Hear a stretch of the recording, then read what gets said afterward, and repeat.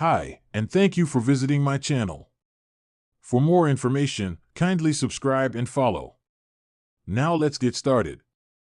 WWE has been remarkably better ever since Triple H assumed full creative control of the promotion. Vince McMahon was set in his ways during his nearly 40 years in control of the world's biggest wrestling promotion. The game has made things more logical, including curtailing needless name changes, using certain words that were banned for no reason, and pushing more stars.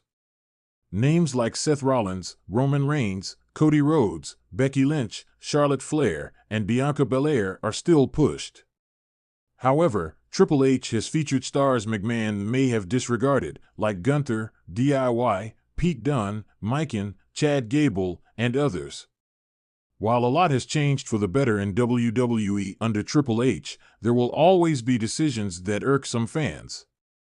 The next 5 decisions have built skepticism among them. 5. Consistently having 5 matches on smaller PLEs except for WrestleMania 40 and SummerSlam. Every PLE since April has consisted of only 5 matches.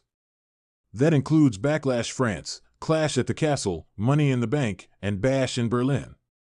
Each major title had a turn in the spotlight at particular events. WWE has also constantly focused on angles featuring both the Bloodline and the Judgment Day, regardless of whether titles were involved.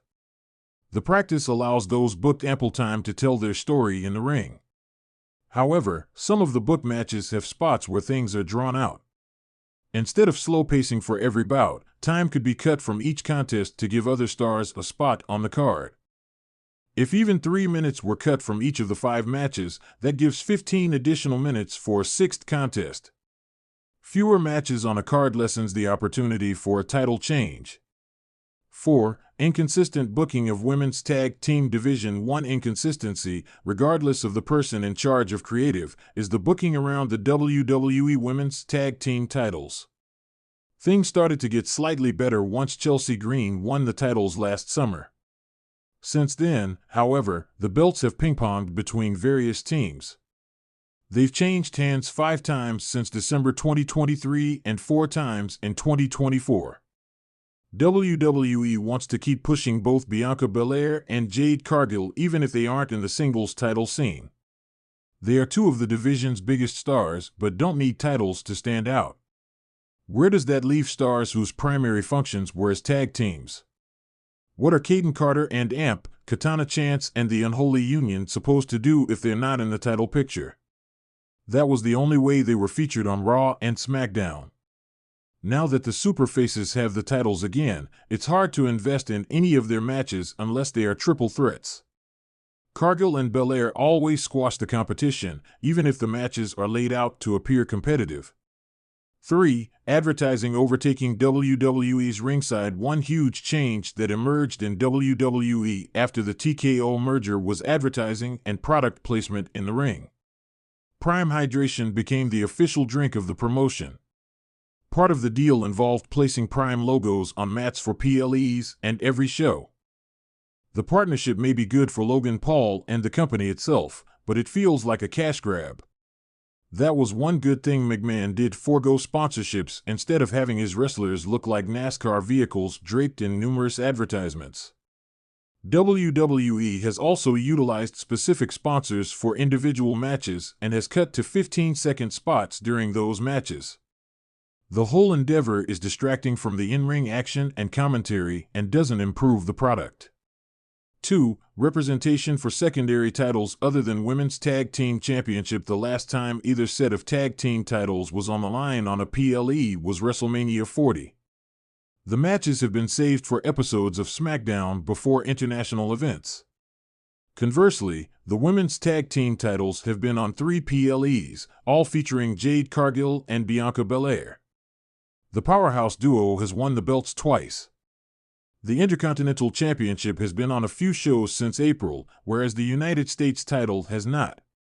The storylines for the WWE Tag Team titles were strong enough to be included on one of the smaller shows.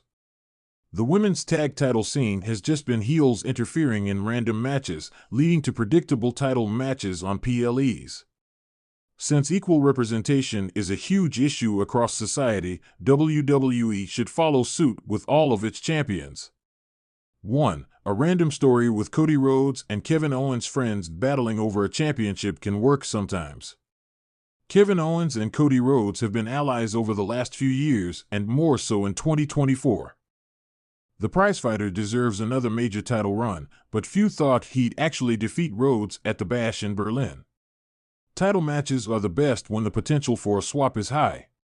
Solo Sikoa staked another claim to the undisputed WWE Championship regardless of who won in Berlin. He did this in NXT after losing several matches for the North American Championship. Fans will be invested because Owens is great at what he does, but they don't need to turn him heel. He's still very popular with fans as a good guy. This feud seems like filler between larger angles. Since stepping into a greater leadership role within WWE, Triple H has demonstrated a commitment to reshaping the product in his image, but not all of his decisions have been universally praised. While some of his moves have reinvigorated fan interest and brought back beloved wrestlers, others have raised eyebrows and sparked heated debates among the WWE universe. One consistent issue that continues to plague WWE is the matter of equal representation for all talent on the roster. Despite efforts to create more opportunities, fans remain skeptical about certain decisions, as they question if Triple H is truly committed to inclusivity or if the current state of WWE is as balanced as it appears on the surface. Here are 5 decisions made by Triple H that have left WWE fans feeling uncertain about whether equal representation is truly being achieved. 1. The limited push of women's tag teams ***. One of the most glaring issues in WWE over the years has been the inconsistent treatment of the women's tag team division. While Triple H has been a champion for the Women's Revolution, his booking of the women's tag titles has been underwhelming.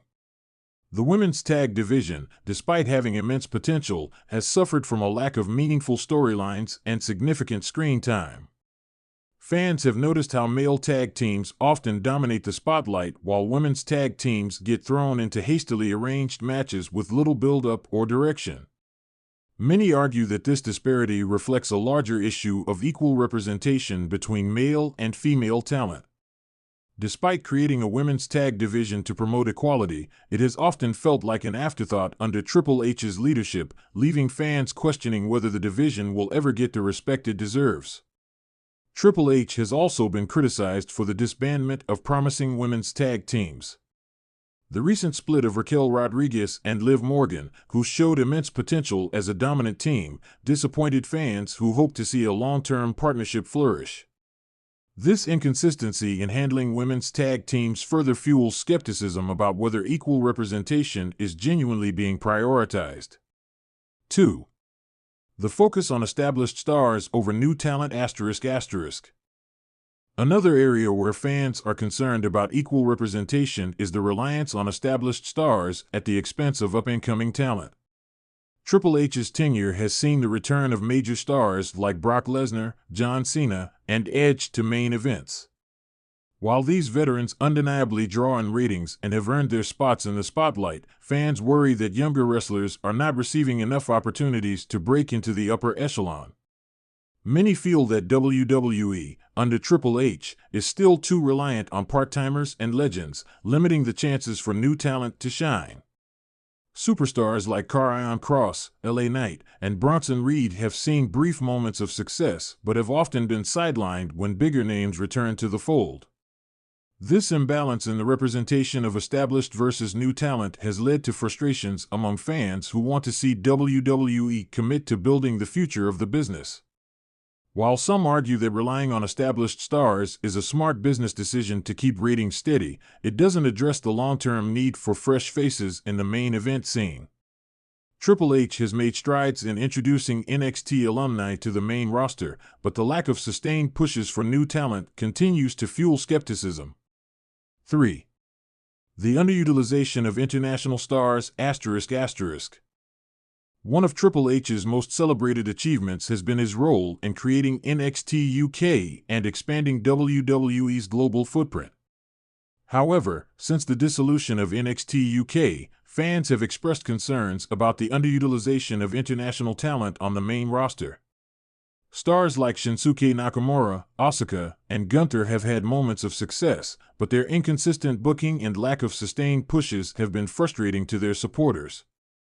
Shinsuke Nakamura, once touted as one of the most charismatic and skilled international stars, has seen his momentum fluctuate since his debut. Fans expected Nakamura to become a mainstay in the world title picture, but instead, he has often been relegated to mid-card feuds with little substance. The same can be said for Asuka, who despite being one of the most decorated women's champions in WWE history, has seen her recent booking leave much to be desired. While Gunther's dominant run as Intercontinental Champion has been a high point, the question remains as to whether WWE will fully commit to elevating international stars to the top of the card on a consistent basis. Fans are skeptical about whether Triple H can balance representing international talent with the needs of the American audience. 4. The treatment of black wrestlers in the main event **** representation of black wrestlers in the main event scene has long been a topic of discussion in WWE. Under Triple H, while there have been moments of progress, such as Bobby Lashley's world title reign, fans have noted a lack of sustained pushes for black wrestlers in prominent roles. One of the most notable examples is the handling of Kofi Kingston after his historic WWE Championship win at WrestleMania 35. Kofi's reign ended abruptly in a squash match against Brock Lesnar, with little follow-up or opportunity for redemption. Since then, Kofi, and others like him, have not returned to the main event scene, leading to concerns about the lack of long-term representation for black wrestlers in WWE's upper tier. While stars like Bianca Belair and Lashley have had their moments, there is still a perception that black wrestlers are not given the same level of opportunities or longevity in top positions as their white counterparts. Fans remain skeptical about whether Triple H will address this disparity or if it will continue to be a systemic issue within the company. 5. The handling of LGBTQ+ representation LGBTQ+ representation in WWE has been a delicate issue, with many fans hoping for more visibility and inclusion of queer talent. While WWE has taken steps in recent years, such as promoting Sonya Deville as an openly LGBTQ+ performer, the company still has a long way to go in terms of meaningful representation. Triple H has made strides by giving Deville more screen time, but the lack of openly queer storylines or characters in WWE remains a sticking point for many fans. Some argue that WWE could do more to create storylines that reflect the diversity of its fan base, rather than sticking to traditional tropes and dynamics. Fans are also skeptical about WWE's willingness to push LGBTQ+ wrestlers beyond tokenism. While Deville is an important figure, the absence of more LGBTQ+ performers in prominent roles has led to concerns about whether WWE is fully committed to representation or simply paying lip service to the idea of inclusion. Conclusion: Triple H's tenure in WWE has brought many positive changes, but the issue of equal representation for all remains a never-ending problem. Whether it's the handling of women's divisions, new talent, international stars, black wrestlers, or LGBTQ+ representation, WWE still has work to do to achieve true equality. Fans will continue to scrutinize Triple H's decisions, hoping that the future will bring more opportunities for underrepresented talent to shine on the biggest stage.